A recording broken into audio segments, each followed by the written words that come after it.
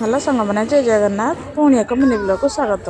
कल रात देखी आम बुलाबुली करूँ देखु कि आउ गोटे जगह आसीगलु हनुमान बाटिका।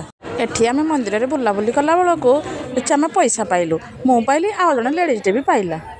से मैंने मत कहले कि पैसा को दान हांडे दे दियो भगवान लगे मुझे पैसा को दान हांडे रखीदेली। देखु मुझे आपण मानक एमती गोटे जिन देखी देखिले कि आश्चर्य एत बड़ मूर्ति भगवान मो लाइफ ही केवे देखी नी।